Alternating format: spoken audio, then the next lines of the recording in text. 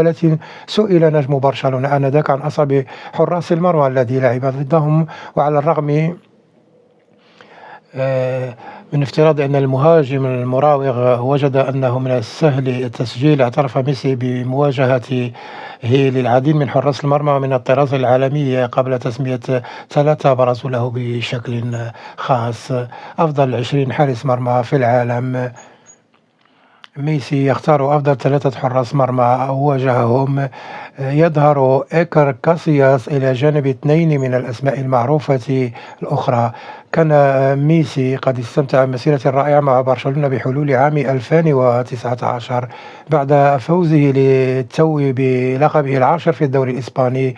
وبحلول تلك النقطة كان العبقري الذي كان بالفعل في دائرة الحديث حول تسميته بحق أعظم لاعب كرة قدم على الإطلاق.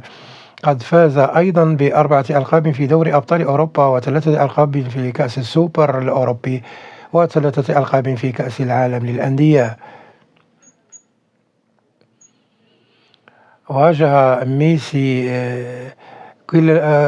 كل من حراس المرمى ال3 الذين ذكرهم عدة مرات خلال مسيرته، لكن لم يكن أي منهم أكثر تنافسا من كاسياس الذي نشأت بينهما منافسة شرسة بسبب علاقاته بريال مدريد. وتقاسم الاثنان أرض الملعب أكثر من 40 مرة في مواجهات الكلاسيكو في الدوري الإسباني ومسابقة الكأس المحلية ودوري أبطال أوروبا. كما خاض ميسي ضد بوفون العديد من المواجهات الثنائية، حيث واجه بعضهم البعض في عدة جولات تأهيلية لدوري أبطال أوروبا، بما في ذلك النهائي الذي انتصر فيه برشلونة.